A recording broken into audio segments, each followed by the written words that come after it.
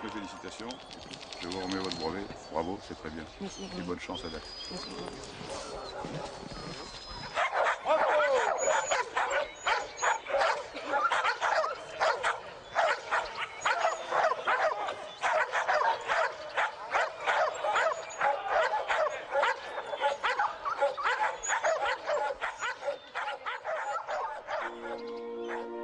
Dès la plus haute antiquité, l'homme a su tirer parti de sa complicité avec le chien à des fins guerrières.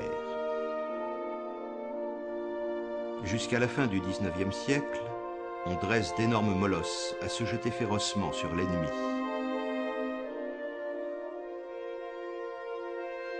Au XXe siècle, les animaux sont les héros des deux grands conflits en qualité de chiens sanitaires, comme estafette, sentinelle ou éclaireur.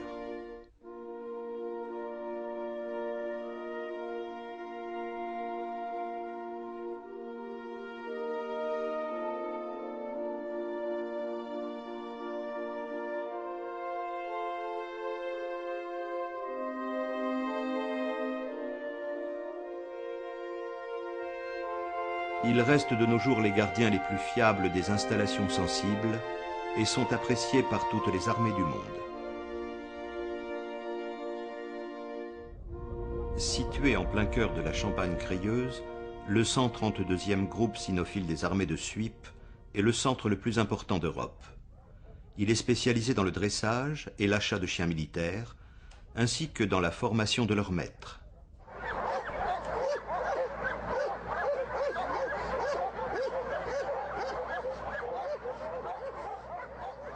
Ce lieu, considéré comme la Mecque de la cynotechnie moderne, s'étend sur plusieurs dizaines d'hectares au milieu de la forêt.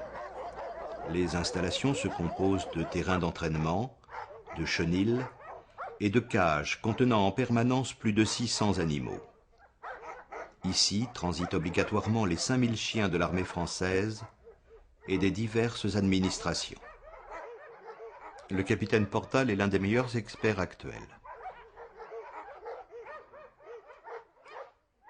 La majeure partie de mes connaissances ont été acquises pendant toute ma carrière. Je suis rentré à l'armée comme simple maître de chien, puis ensuite j'ai suivi les cours pour passer sous-officier, devenir sous-officier, à l'issue de quoi, sur choix, j'ai été choisi pour être nommé officier. Les principales missions confiées aux chiens sont les gardes, l'accompagnement, l'éclairage et le pistage. On fait deux grandes distinctions dans ces missions. La première partie, garde d'accompagnement, c'est surtout la surveillance et la protection de points sensibles et des établissements. Nous avons l'éclairage qui se situe dans le même contexte. Le chien se déplace en avant d'une patrouille, d'un groupe d'hommes et qui va se déplacer largement en avant de ce groupe de façon à détecter, déceler la présence d'un ennemi, que ce soit sur un parcours, un axe, ou à l'intérieur de bois, lors de ratissage, ou autre. Attaque mon gamin! Attaque mon gamin! Nous avons le pistage, c'est une mission qui est très connue, qui est la recherche d'individus avec le chien à partir d'odeurs, d'indices, et plus particulièrement donc, de l'odeur. Le chien suit cette odeur pour remonter aux individus qui ont soit commis une effraction, soit qui sont recherchés. Allez, mon vieux! Allez, bouffez! Ça va bien! Ça va bien, ça va bien, allez. Enfin, nous avons actuellement une mission qui est malheureusement très demandée, c'est la recherche d'explosifs avec chiens, bien sûr. Voilà les missions ensemble, dans l'ensemble, utilisées dans l'armée de terre. Alors pour les races de chiens utilisées par l'armée, nous utilisons les chiens qui correspondent au premier et deuxième groupe, les chiens dits d'utilité et de travail.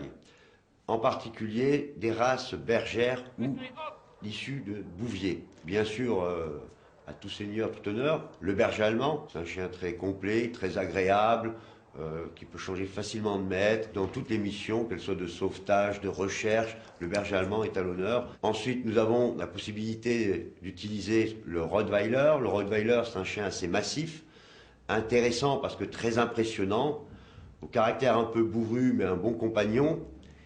Un peu limité car c'est un bouvier, c'est un animal qui est plus conçu pour la garde statique, et donc très intéressant comme chien de garde, avec une mâchoire très forte, très carrée.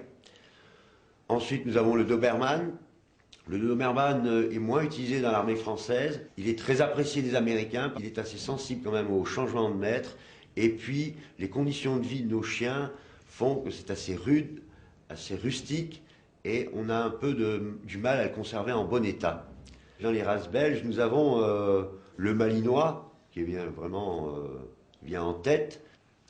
Le Malinois est très utilisé, très intéressant. C'est un chien qui fait à peu près de moyenne 62 au garrot, très vif, très véloce, assez rustique, au caractère qui est devenu bien stable et qui peut assez facilement changer de maître. Nous avons donc aussi le Groenendael, le Tervuren, à poil long et de couleur autre que noire. Dans les races dites franco-belges, nous avons le Bouvier des Flandres. On parle d'un type Bouvier, donc on vient un chien assez massif, très impressionnant, un poil bien fourni, au caractère très affermi. Nous avons aussi le berger hollandais. Il est bringé, il se rapproche un peu du malinois. Enfin, dans le hollandais, ils ont fabriqué un chien qui est à côté de leur hollandais, ce que nous appelons les chiens jaunes, qui sont des croisements de berger allemand, de berger hollandais, de malinois, de dog, ce grand chien, assez grand chien jaune, puisque 60-65 facilement, qui est un excellent chien d'utilité.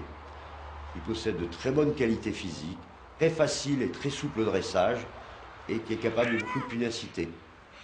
Enfin, les bergers français, le berger de Beauce, qui dit Beauceron, dit aussi le bas rouge. C'est un chien très rustique, agréable, un peu têtu, mais c'est un bon chien. On peut rentrer? Ah, je vous en prie, allez-y. Nous achetons environ 450 à 500 chiens selon les années.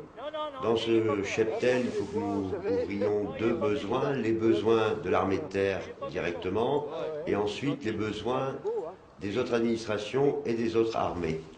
Quel âge il a? Il y a 3 ans. Les critères d'achat sont l'âge en premier, bien sûr. Nous demandons des animaux de 1 an à 3 ans maximum. Nous recherchons bien sûr des mâles. Nous recherchons l'aptitude à accepter le dressage, à accepter ce qu'on appelle la discipline d'obéissance, avoir un certain courage, ne pas avoir peur du bâton, des coups de feu et être capable de mordre. Il est évident que le chien est élevé dans un milieu familial, qui n'a jamais travaillé, on va lui demander, d'avoir simplement des réactions de défense. Par contre, nous serons beaucoup plus sévères pour les gens, les professionnels du chien, qui eux, bien sûr, peuvent préparer, travailler un chien. Bon, ben...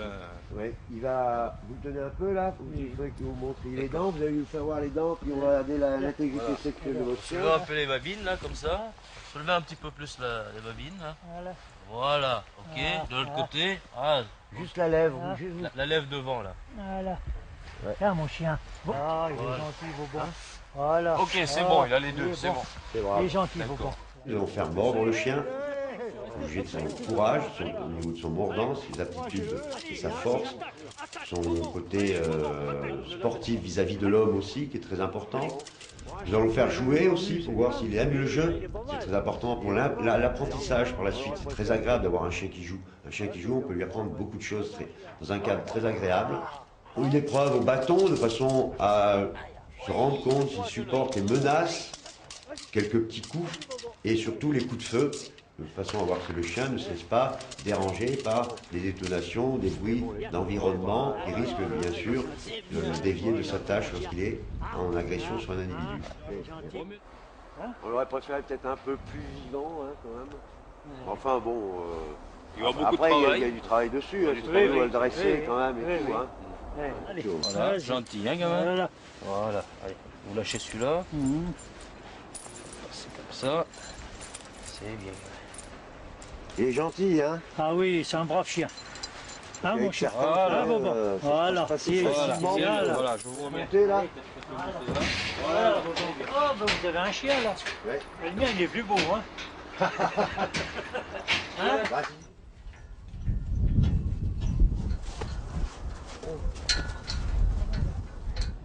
Le centre possède sa propre clinique vétérinaire. Ils sont suivis tout au long de leur parcours au centre 12e GCAT. Tout d'abord, dès leur entrée, ils subissent une visite guide d'incorporation. Ensuite, ils sont vermifugés, vaccinés. Et nous les suivons ensuite pendant tout leur stage, dans les consultations tous les jours.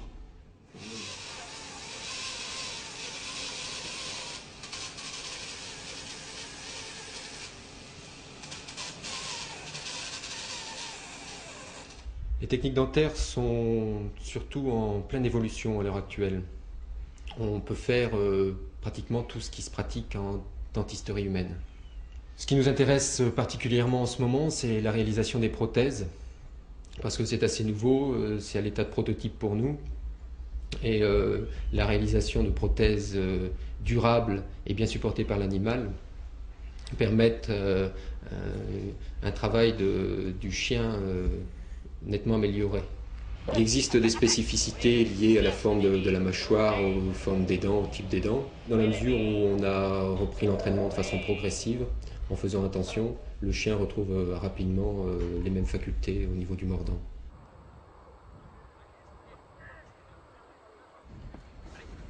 Hommes et animaux doivent être dans une condition physique parfaite.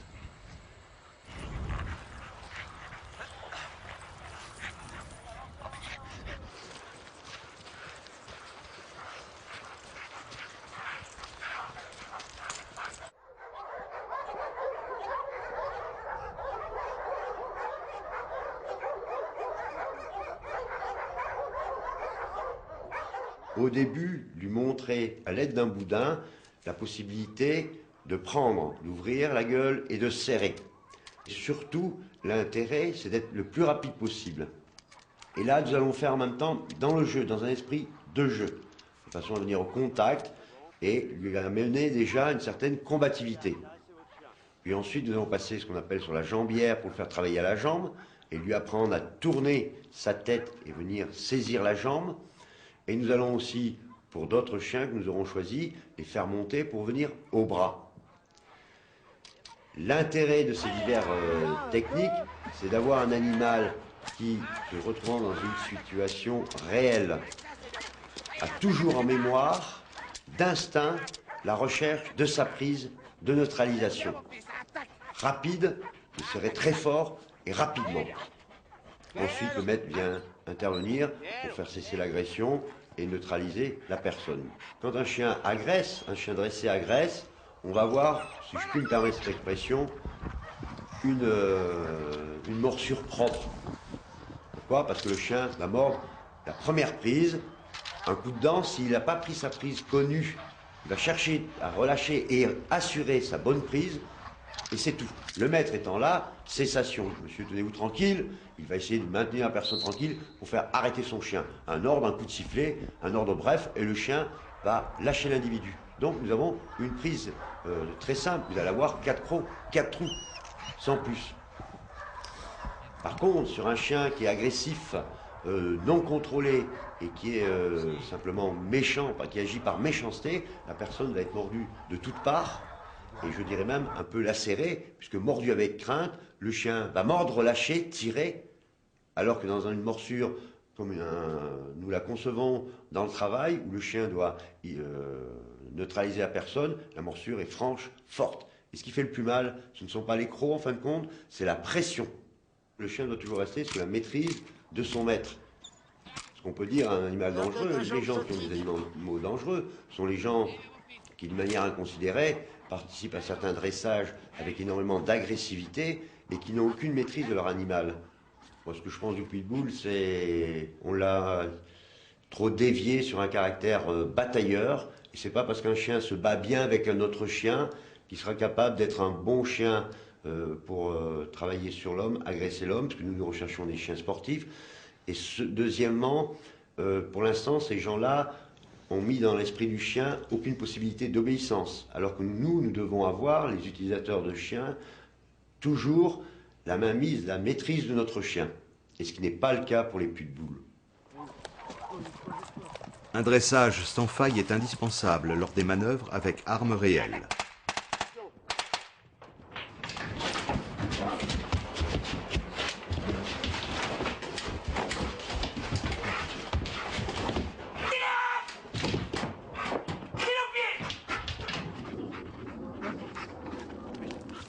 Sortez de là! En l'air! Sortez! En l'air! Avancez direction de mon chien! Avancez! Direction de mon chien! Arrêtez-vous! Couchez! Aïe!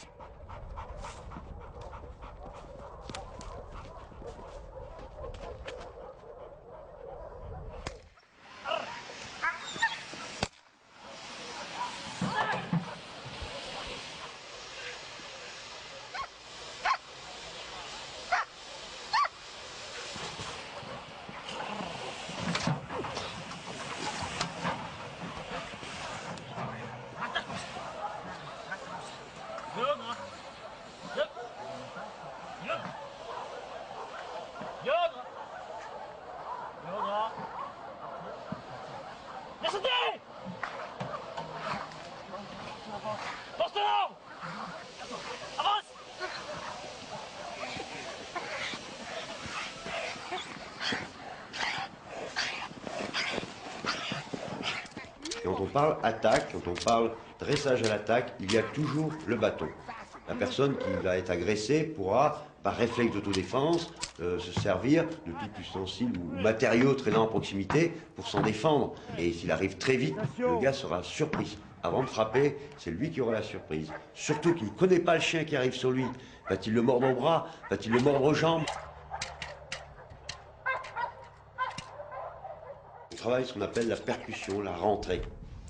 Et ça permet bien sûr de renverser un homme qui est en train de courir, qui peut être pris en déséquilibre à tout moment. Le chien qui lui arrive, que ce soit dans les jambes ou dans le dos, dans le haut du corps, il va le prendre à une épaule alors que l'homme cherche à fuir à travers des véhicules, par exemple sur un parking ou autre.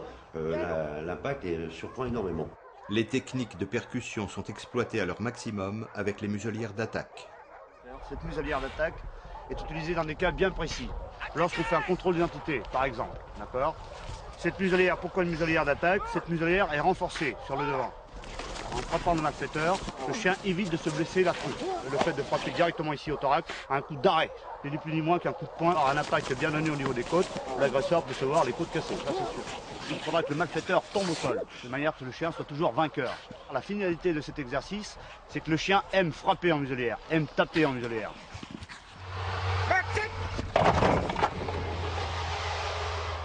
À ta place!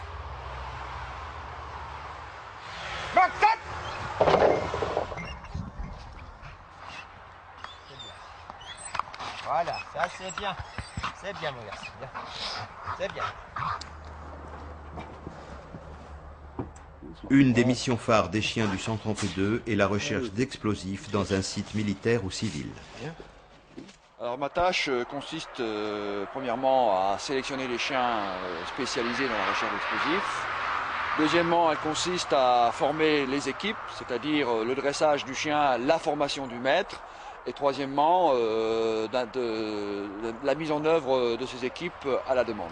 Donc, nos chiens, nous les prenons, ils ont environ 2 ans.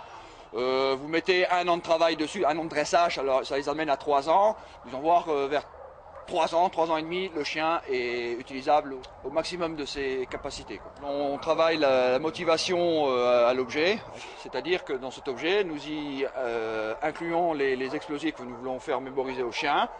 Et donc ensuite, il y a toute une phase de jeu avec cet objet qui et par la suite, en cours de dressage, lorsque le chien aura détecté la charge dissimulée où que ça soit, sa récompense sera cet objet.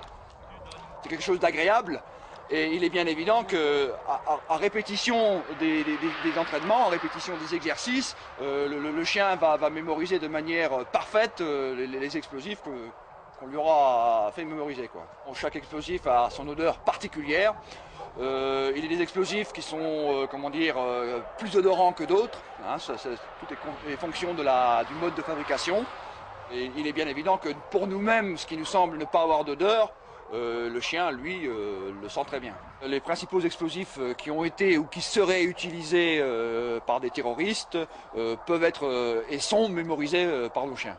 Première des choses, bon, notamment donc, en travail sur parking, le vent. Le vent a son importance dans la mesure où le maître chien va toujours essayer d'utiliser ce vent, c'est-à-dire mettre son chien sous le vent, de façon à pouvoir permettre, favoriser l'apport des molécules d'explos si éventuellement il y avait une charge. La deuxième va mettre son chien assis au pied, il va lui enlever son collier chaînette. Le chien est conditionné à ce que le maître passe autour de son cou un collier plat, en cuir. Ceci veut dire on va travailler et c'est le début de la recherche. Le travail du maître s'arrête à partir du moment où le chien a marqué. C'est-à-dire soit il s'est assis, soit il s'est couché. Et ensuite, c'est du ressort des services spécialisés.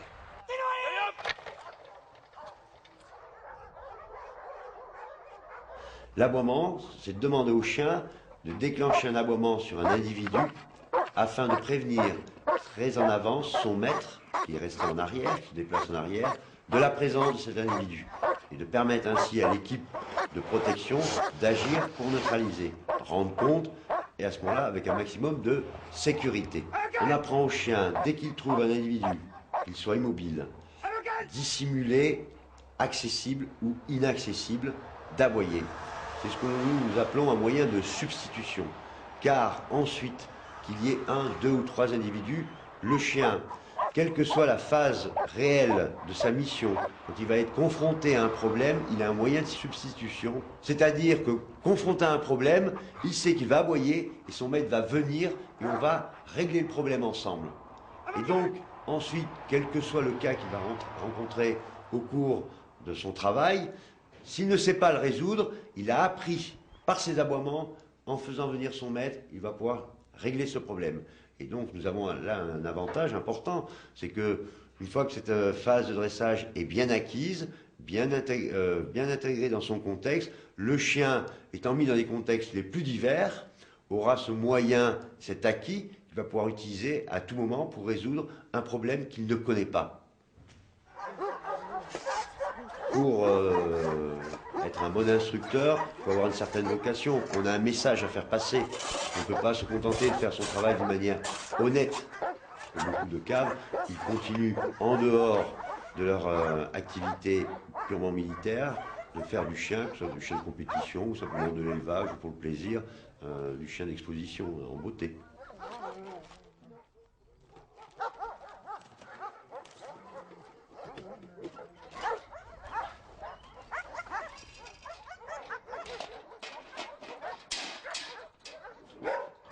Si l'amour du chien prime, il est évident qu'il faut être sportif.